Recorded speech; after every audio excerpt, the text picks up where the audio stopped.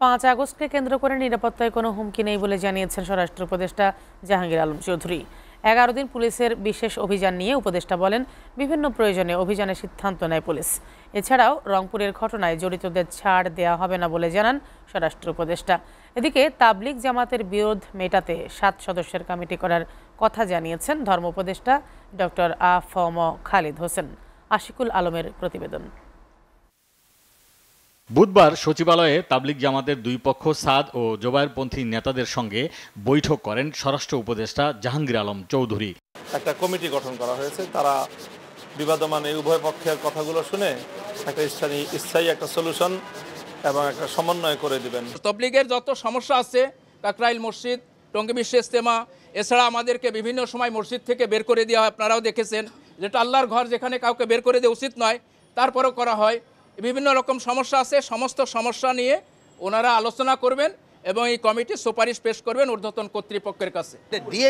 বৈঠক শেষে 5 আগস্ট কেন্দ্রিক নিরাপত্তা, মালয়েশিয়া সহ অন্যান্য দেশের ভিসা জটিলতা ও সম্প্রতি রংপুরের ঘটনা নিয়ে কথা বলেন স্বরাষ্ট্র উপদেষ্টা জাহাঙ্গীর আলম চৌধুরী। বিভিন্ন সময়ে বিভিন্ন প্রয়োজনে বিভিন্নটা করা হয়। 5 আগস্ট ধরে কোনো ধরনের কোনো নিরাপত্তার কোনো সমস্যা নেই, সব কিছু আল্লাহ দিলে ভালোভাবে হবে।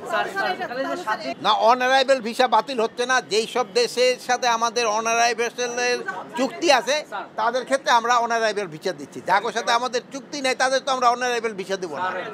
এদিকে সংবাদ সম্মেলনে ধর্ম উপদেষ্টা ডক্টর আ.ফ.ম. খালিদ হোসেন জানান, তাবলিগ জামাতের সাদ ও জোবায়েরপন্থী নেতাদের বিরোধ মেটাতে কমিটি করছে সরকার। আমরা চাচ্ছি যে আমরা যদি একটা কমিটি গঠন করে দিই, তাহলে ওনারা দুই গ্রুপ কমিটির সাথে বসবেন। তারা যদি একটা সমঝোতায় পৌঁছে অথবা ঐক্যমত্যে তারা উপনীত হয়, আমাদের কাছে রেফার করলে আমরা সেটা ফাইনালি দেখব এবং অ্যাপ্রুভ করব। ধর্ম নিয়ে কটাক্ষ করা ফ্যাশনে পরিণত হয়েছে জানিয়ে ধর্ম উপদেষ্টা বলেন, এসব বিষয়ে আইনি ব্যবস্থা নেয়ার বিধান আছে।